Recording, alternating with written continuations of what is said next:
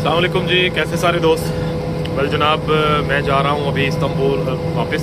मैं आया हुआ था मालिकेसर और सौद बुरसा टूर पे, और यलोबा तक मैं फेरी लेता हूँ। फिर आगे से फासला जो है काफ़ी कम रह जाता है बाय रोड, थकावट कम होती है, टूल्स कम पड़ते हैं, तो एक अच्छा आइडिया है। एनीवे, ये जो मौजू है पिछले कुछ 2-3 दिनों से मुझे कंटिन्यूस कॉल्स आ रही हैं और मैसेजेस कर रहे हैं लोग कि जी इस्तांबुल में, तुर्की में कोई सिस्टम चेंज हो रहा है रियल स्टेट से रिलेटेड। मेरे बड़े मोहतरम दोस्त हैं, आई होप ये इसको तनकीद में नहीं लेंगे, एक हेल्दी डिस्कशन के तौर पे इसको लेंगे। वो भी मेरे एक दोस्त ने वीडियो बना दी कि जी यहाँ कफील सिस्टम आ रहा है शायद। ये उनकी अपनी राय है, ऑब्वियसली उनका एक एक्सपीरियंस है, उन्होंने उन चीज़ों को सामने रखते हुए ये बात की होगी। मेरी डिफरेंट राय है, और हो सकता है सुनने वाले और 10, 15, 20, 30 लोग जो यहाँ रह रहे हैं उनकी और राय हो। अब मैं चूँकि यहाँ पर हूँ रफली कुछ, ये मेरा 8वां साल स्टार्ट हो गया, और अल्हम्दुलिल्लाह बड़े सॉलिड स्टेटस में भी हूँ। अपना सेटअप है, कारोबार भी चल रहा है, मतलब मैंने चीज़ों को और तरह से एक्सपीरियंस कर रखा है यहाँ पर। सो ऐसा कुछ ये मेरी ज़ाती राय है कि इसको आप लोगों ने इस तरह से लेना है कि ये मेरी अपनी राय है, ज़ाती राय है। कफील सिस्टम या इस टाइप की कोई चीज़ पॉसिबल नहीं है तुर्की में। तुर्की एक डेमोक्रेट कंट्री है, इसकी सराउंडिंग में अरब स्टेट्स हैं ज़रूर, लेकिन ये उनसे सुपीरियर रहा है हमेशा। तुर्की दुनिया की सबसे बड़ी, ये एक रियलिटी है कि दुनिया की सबसे बड़ी ऑटोमन एम्पायर जो एक सल्तनत बनी है वो यहाँ इन लोगों ने बनाई थी। ये इस तरह की छोटी सी चीज हरकतें करके अपने आप को गंदा नहीं करेंगे कभी भी, ये मेरी ज़ाती राय है। तुर्क लोग बड़े खुददार हैं। पिछले 1-2 सालों में पैसा आने के बाद से बहुत सारे लोग बड़े बुरी तरह एक्सपोज भी हुए यहाँ पे लोकल्स में, लेकिन अगेन वो कि वो सिर्फ एक रियल स्टेट से रिलेटेड लोगों की कम्युनिटी है। डीलर कह लें, इन्वेस्टर्स कह लें, उनको आप पूरे तुर्की के साथ रिलेट नहीं कर सकते हैं। ये एक डिफरेंट फिनोमिना एक क्रिएट करने की कोशिश की गई है, बहुत बड़ा बना के इसको। बुरी चीज़ें हैं, जहाँ बुरे लोग हैं वहाँ बहुत अच्छे लोग भी हैं। सो मैं उसके साथ एग्री नहीं करता हूँ इस चीज़ के साथ, और ऐसा कुछ होने नहीं लगा। अब वो उसकी वजह क्या है, अगर आप मेरी लास्ट वीडियो देखेंगे जिसमें मैंने नए कानून कवानीन के मुताबिक बड़ा डिटेल, बड़ा बारीक भी नहीं से बताया था। मुझे पता था हमारे पाकिस्तानी जो है ना बड़ा फंस जाते हैं, इंडियन जो हमारे एशियन है इन चीज़ों को लेके बड़ा फंस जाते हैं कि चल क्या रहा है, क्या होगा। यार देखिए, ये पुराने कवानीन नहीं है, ये 2022-23 में नहीं आए हैं। ये जब से 2018 से सिटीजनशिप स्टार्ट की है, या उससे पहले $1 मिलियन पे भी थी। प्रोसेस क्या है इसका, आप कोई एक प्रॉपर्टी खरीदते हैं, वो प्रॉपर्टी जिस पर आपकी सिटीजनशिप हुई है उसके ऊपर कोई और दोबारा सिटीजनशिप नहीं ले सकता, ये पुरानी स्टोरी है। लेकिन होता क्या है, तुर्की में जो आपकी है ना रियल स्टेट, 2004-5 से ऑनवर्ड्स मुसलसल बहुत अच्छी जा रही है, उसमें ग्रोथ है। आप उसे गूगल करके देखें, ये 2023 की वजह से खाली ऊपर नहीं जा रही थी। 2023 का तो टंटना 2018 के बाद खुला, सिटीजनशिप खुली। इन्होंने बहुत सारे लोग कह रहे हैं जी इन्होंने कोरोना टाइम गुजारने के लिए शायद ये निकाला था सिटीजनशिप का। ऐसा नहीं है, कोरोना सिटीजनशिप अनाउंस होने के बाद आया। सो ये बात आप मुझसे रिलेट नहीं कर सकते। लेकिन हाँ, मैं चूँकि अब अगेन वही बात है ना कि इनमें से बहुत सारे लोग जो हैं, ये आए हैं कोरोना टाइम्स के बाद।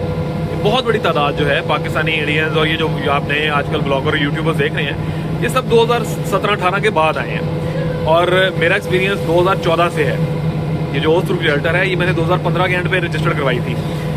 समहाउ मैं 2020 में वापस चला गया था, फिर दोबारा आया। तो यार मैं बात पॉइंट पे आते हैं, ये जो कवानीन है ये सारे पुराने हैं। 2018 के बाद इनमें इन्होंने सख्ती करना शुरू की। 2022 के बाद इन्होंने दोबारा कहा कि नहीं, अब हम सख्ती से इन पर अमल करवाएंगे, और करवा भी रही है गवर्नमेंट। सो ये पहले से है कि अगर आपने कोई प्रॉपर्टी किसी फॉरेनर ने खरीदी है, उसके ऊपर उसकी सिटीजनशिप हुई है, तो वो प्रॉपर्टी दोबारा आप किसी सिटीजनशिप के लिए नहीं बेच सकते। पहली बात, पहले एक ताबू दौर होता था, ये जो मेरे दोस्त ने उसमें रिपीट किया ना कि आप किसी तुर्की के नाम पे करवा कर, ये इलीगल था। लेकिन यहाँ लोगों ने बहुत ज़्यादा इन चीज़ों को किया, आई डोंट नो पकड़े क्यों नहीं गए। लेकिन ये होता था कि किसी फॉरेनर की प्रॉपर्टी, तुर्की मतलब किसी फॉरेनर की प्रॉपर्टी को किसी तुर्क के नाम पे करके और फिर उसको आगे किसी और के नाम पे कर देते हैं। इसे ताबू दौर बोलते हैं। ये नई चीज़ है इन सब के लिए जो इस पर वीडियोज़ बना रही हैं, इनके लिए एक नई चीज़ है। ये ताबू दौर बोलते हैं उसको, कि ताबू के ऊपर ताबू हो गया और फिर उसके ऊपर सिटीजनशिप, तो वो ख़त्म कर दिया गवर्नमेंट ने। ये बड़ा शानदार काम किया है, 2 नंबरियाँ ख़त्म हो गई, आपका पैसा सेव हो गया, पहली चीज़। दूसरा, अब इन्होंने जो एक नई कंडीशन रखी है, ये थोड़ी पिंचिंग ज़रूर है कि जी जो प्रॉपर्टी जिसके ऊपर एक दफ़ा सिटीजनशिप हो जाएगी, वो चाहे कोई फॉरेनर ले चाहे लोकल ले, उसके ऊपर दोबारा सिटीजनशिप नहीं होगी। तो ये पुराने कानून को इन्होंने थोड़ा सख्त कर दिया। अब आपको नुकसान कैसे नहीं है भाई, यही प्रॉपर्टी जो आपने अब ये जिन लोगों ने ली हुई है वो बेहतर बता सकते हैं, यानी जिसमें मैंने सिटीजनशिप कर रखी है। लेट्स सपोज मैंने वो प्रॉपर्टी ली थी $2.5 लाख की, तो वो आज $4 लाख से ऑलरेडी ऊपर है। जब ये 2023 के अंदर एंटर होंगे, 28-29 नई इंडस्ट्रीज़ खुलेंगी, इनकी अपनी गैस, पेट्रोल, मादनियात, ये सब चीज़ें जब ये जो जिनके ऊपर ऑलरेडी गवर्नमेंट ने बहुत बड़ा ज़्यादा काम किया हुआ है, जब ये निकलना स्टार्ट होगी तो इनके बाद पैसा गिरेगा टर्की में, बहुत ज़्यादा पैसा इन होगा। गिरने से मुराद ये नहीं कि करेंसी डिवैल्यूड होगी, पैसा अकाउंटों में आना शुरू होगा, टर्की गवर्नमेंट अमीर होना शुरू होगी मज़ीद। तैयब अर्दोगान ने ऑलरेडी अल्हम्दुलिल्लाह अनाउंस कर दिया कि बहुत बड़ा ज़ख़ीरा फ्यूल का, गैस का निकला है यहाँ पर, जो ये 2023 में जब वो उसे ओपन करेंगे इसके ऊपर काम, तो बिलियंस और ट्रिलियंस ऑफ डॉलर आना शुरू होगा तुर्की में। ये मुआवनियात अपनी निकालेंगे, ये मुआहदा लुज़ैन के असरात ख़त्म हो जाने हैं इंशाल्लाह 10 दिन बाद। मैंने एक वीडियो बनाई है, मैं अपलोड करूँगा उसे भी, जहाँ अतातुर्क ने अपना बड़ा मशहूर खुतबा बालिक के सब दिया था। मुआहदा लुज़ैन ख़त्म होने के बाद, मुआहदा लुज़ैन होने के बाद, नया तुर्की बनने के बाद, और जो आज़ाद तुर्की जिसको बोला जाता है, अतातुर्क ने बालिक केसर सिटी में एक मस्जिद है, ज़ानूस पाशा जामी माँ खड़े में खुतबा दिया था, तो वो 10 दिन में वो सब ख़त्म हो रहा है अल्हम्दुलिल्लाह अल्हम्दुलिल्लाह। सो ये एक अलग, एक मेरे एक दोस्त की आप कह लें एक अपने एनालिसिस हैं, बहुत हद तक ठीक भी हो सकते हैं, लेकिन मेरा ज़ाती ख्याल है कि ये शायद ऐसा कुछ नहीं होगा, क्योंकि आपने जो सिटीजनशिप कर ली है, कोई ख़रीदे ना ख़रीदे, उसके ऊपर सिटीजनशिप हो या ना हो ये मैटर ही नहीं करता। आपने 3 साल उसका रेंट ले लेना है या उसको खुद चूज़ कर लेना है। 3 साल बाद उसकी प्रॉपर्टीज़ की वैल्यूज़ वैसे बढ़ चुकी होंगी, डबल फ़ायदा होगा। एक तो लिरा ऊपर जाएगा दोबारा डॉलर के अगेंस्ट, जब देखें ना ट्रिलियन ऑफ डॉलर की गैस आएगी, ट्रिलियन ऑफ डॉलर की पेट्रोल निकलेगा, और डिफरेंट इनकी इंडस्ट्रीज़ चलेंगी जिनके ऊपर बैन है मुआहदा लुज़ैन की वजह से। तो इंडस्ट्रीज़ का और उन सब चीज़ों को मिल के जो एक माहौल बनेगा, पैसा इन होगा, तो बात कहाँ से कहाँ चली जाएगी। तो यही प्रॉपर्टीज़ जो कि गवर्नमेंट ऑलरेडी अनाउंस कर चुकी है, और तैयब अर्दोगान ने आज तक जो बातें कही हैं वो हुई हैं। आप उसके 87 से ऑनवर्ड तैयब अर्दोगान को हम पढ़ते और सुनते और अब हम लोग देखते आ रहे हैं पिछले 8-9 सालों से। उस बंदे ने जो कहा, जो प्रोजेक्ट अनाउंस किए, वो डन हुए। एक गांव जैसे माहौल, जैसे मुल्क को उठा के एक तरक्की याफ्ता मुल्कों में खड़ा कर दिया है, आगे लगाया हुआ इस बंदे ने अकेले ही सबको। There is something in that person. ये मतलब हम अपने मुल्क के लॉलीपॉप सियासतदानों के साथ उन्हें नहीं मिला सकते। He is something else. बाबे का, हम मेरे बाबा जी कहते हैं, ये बाबे का जो म्यार है, जो स्टैंडर्ड है, बहुत ऊपर है। आप इसके साथ, इसे यूरोपियन कम्पीट नहीं कर सके बेचारे, तो ये इसको हम उस तरह से नहीं ले सकते। सो अनाउंसमेंट प्रिंसेस आइलैंड है मेरी बैक पे, इसके दरमियान में इन दोनों पहाड़ियों की तरफ सारा एशियन साइड नज़र आ रही है। मैं यूलोवा से इस्तांबुल वापस जा रहा हूँ। अच्छा खैर, तो ये नए को बहुत पुराने कवानीन नहीं है, ये नए वो मतलब बहुत नए कवानीन नहीं है, पुरानी चीज़ें सारी। पहले भी यही होता था कि एक प्रॉपर्टी जिस पर सिटीजनशिप होगी दोबारा नहीं होगी, लोग तापू दायर करके काम चलाते थे, अब नहीं होगा, तो पुराना रूल है। दूसरा, आपको किसी तुर्के को डालने की जरूरत नहीं है प्रॉपर्टी लेने के लिए। भाई आपने प्रॉपर्टी ली है, आप एक छोड़ के 10 प्रॉपर्टीज़ लें, 15 लें, उनको बेचे करें। मैं बेतहा प्रॉपर्टीज़ मैंने ली, बेची हैं लास्ट, खास तौर पे खास 2018 के बाद से, जो मेरे नाम पे तापू और बेचे। बस आपने देखना ही होता है कि आपने जितने में प्रॉपर्टी बाय की और जितने में बेच रहे हैं, उसके उस मुनाफे के ऊपर आपको अच्छा खासा टैक्स पे करना पड़ता है। आप टैक्स पे करें, कोई मसला नहीं है। और अगर आप नहीं पे कर रहे हैं तो फिर आपका लॉयर आपको बताता है 2 नंबरियाँ जो यहाँ पे हो रही हैं, जिनसे आपको बचना चाहिए असूलन। तो so you need to be very careful. ये बहुत सारी चीज़ें हैं, बहुत सारी सख्तियाँ हो रही हैं। TRC वाले लोग, मतलब लोगों के लिए बहुत ज़्यादा इन्होंने मामला तंग कर दिया है। जो लोग यहाँ पर जॉब वाले उसके लिए आ रहे थे, उनके लिए सख्तियाँ कर रहे हैं। लेकिन ये जो एक पॉइंट है ना, कफील सिस्टम, दूर दूर तक कहीं नहीं है। मैं इस पर बहुत मतलब खुल के बात इसलिए नहीं कर रहा हूँ, मेरे बड़े प्यारे दोस्त हैं, मेरे मोहतरम हैं, वो इसको कहीं इसलिए ना लें कि मैंने शायद उन पर तनकीद की है, ऐसा नहीं है। ये मेरी अपनी ज़ाती राय है। मुझे चूँकि बहुत सारे लोग यहाँ जानते हैं, बहुत सारे सोशल मीडिया की वजह से बहुत सारे लोग कॉल्स करते हैं, बहुत सारे इन्वेस्टर हैं जिनको प्रॉपर्टीज़ लेनी हुई हैं, वो परेशान हुए, बहुत सारे हैं जो आ रहे थे वो परेशान हुए। तो ये जो मैंने बातें कही हैं, आप इनको कंपेरिजन कर सकते हैं यहाँ आके, कोई रॉकेट साइंस नहीं है इसमें। हाँ, कुछ चीज़ें हैं जो बड़ी मतलब तंग कर रही हैं। लाइक गवर्नमेंट ने जो मुखालिफ पार्टीज़ हैं, गवर्नमेंट की जो अपोजिशन की पार्टीज़ हैं, वो इलेक्शन ही इसी चीज़ पर लड़ रही हैं तैयब अर्दोगान के खिलाफ कि जी ये जो कुछ हो रहा है ये फॉरनर्स के आने की वजह से हुआ। हालांकि फॉरनर्स के आने की वजह से इतना पैसा इन हुआ कि गवर्नमेंट को भी सपोर्ट मिली और इन लोगों को भी सपोर्ट मिली, यहाँ के लोकल्स को भी, कि एक फॉरनर आता है वो अपने साथ कम से कम भी $10,000 से $15,000 लेके आ रहा है, जो वो यहाँ खर्च रहा है, घर किराए पे ले रहा है, फ्यूल पे खर्च रहा है, अपनी ग्रॉसरी पे खर्च रहा है, बच्चों के ऊपर कपड़े, रेंट मतलब बेतहा चीज़ें वो खर्चा कर रहे थे और ये पैसा यहाँ के लोकल्स को जा रहा था, यहाँ के बैंकों में जा रहा था।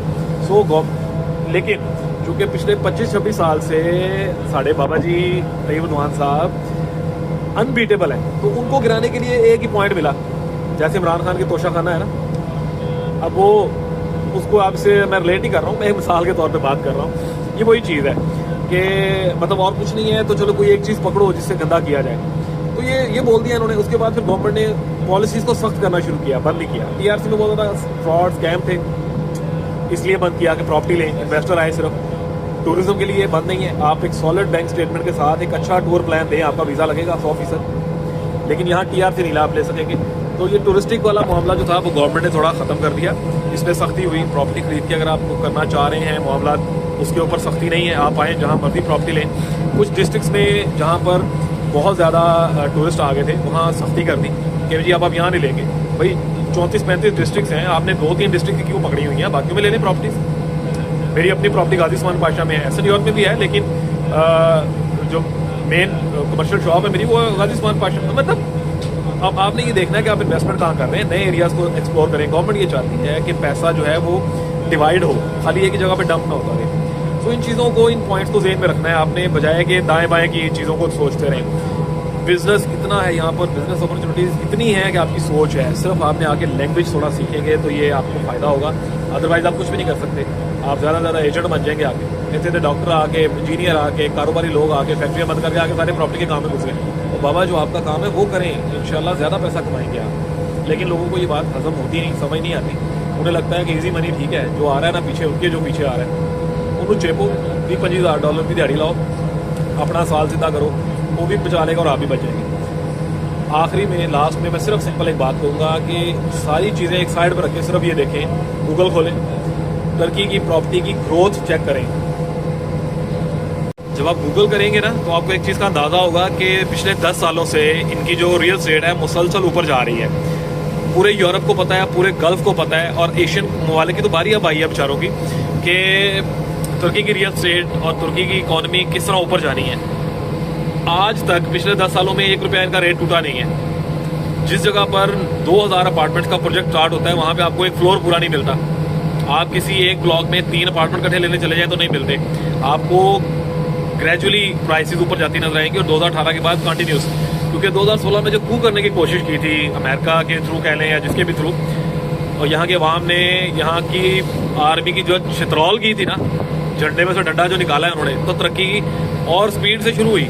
ये मतलब अमेरिका के ईमा के ऊपर, जैसे हमारा मुल्क तबाह हो रहा है इस टाइम, अमेरिका के ईमा के ऊपर यहाँ के जो दूसरी पार्टीज हैं वो एक इकट्ठी होके, या वैसे भी चाह रही हैं बिकॉज बहुत अरसे से तैयब उर्रहमान है कि शायद इसको हटाया जाए और कुछ नई क़यादत आए। इनके लोग भी बहुत सारी इक़्तिदार चाहते हैं कि यार कोई नया बंदा होना चाहिए। लेकिन हम अपने पॉइंट पे रहते हैं कि रियल एस्टेट को पिछले 10 साल से ब्रेक नहीं लगी है, और आगे तो इंडस्ट्रीज खुल रही हैं, मुआहदा ज़ैन ख़त्म हो रहा है अल्हम्दुलिल्लाह, गैस, पेट्रोल, मादनियात, ये सारी चीज़ें जब यहाँ पर, और ये सब तैयारी है, सिर्फ अनाउंस होना है। पिछले 3-4 सालों से हम जो कुछ देख रहे हैं हमें पता है। सो एक बहुत बड़ा राइज है। मैं बार बार कहता हूँ अपनी वीडियोस में कि ये इन्वेस्टर्स के लिए प्राइम टाइम है। जॉब करने वाले बंदे के लिए तुर्की कभी भी अच्छा नहीं रहा है। पहले 700 रुपये हुआ करती थी पे, आज से 2014-15 में जब हम लोग आए थे, फिर ये बढ़ के 2018 में, 2017-18 में 2200 हुई। फिर ये जब महंगाई आना शुरू हुई, डॉलर बहुत ऊपर गया एकदम, आर्मी ने, ये यूरोप ने अपना आखिरी पता खेला इनकी इकॉनमी को तोड़ने के लिए, करेंसी गिराई। ऑब्वियसली तुर्की जैसे मुल्क को लाने के लिए $1 ट्रिलियन फेंका गया होगा। यहाँ तो कुछ नहीं हुआ ना, दहशत गर्दी है, ना कुछ है, खाने की चीज़ें मुनासिब, पहनने की चीज़ें मुनासिब। तो इनकी इकॉनमी गिराने की कोशिश की गई, नाकाम कोशिश, कुछ भी नहीं हुआ अल्हम्दुलिल्लाह, बेहतरीन चल रहा है सारा कुछ।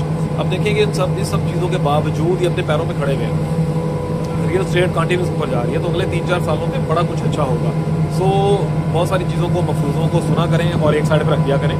बहुत सारे दोस्तों की अपनी राय होती हैं, आई डोंट नो वो किस तरह से इसको चीज़ को मैनेज कर रहे हैं, किस तरह से ले रहे होते हैं। हर बंदे के अपने एनालिसिस हैं। हमने सबकी रिस्पेक्ट रखनी है, सबको रखना है, एक हेल्दी डिस्कशन है। एक चीज़ आई मेरे सामने, मुझे बहुत सारे लोगों ने पूछा, तो मुझे लगा कि मैं बजाय फर्दन सबको ये जवाब दूँ, बेहतर है कि आप इस ब्लॉग को सुन लें और कंपेयर कर लें। बाकी राय हर बंदे ने अपनी रखनी है, और गूगल पे इनके इकॉनमी के और जो रियल एस्टेट के ग्राफ हैं वो चेक करेंगे तो आपको बेहतर आइडिया हो जाएगा। अल्लाह हाफिज़।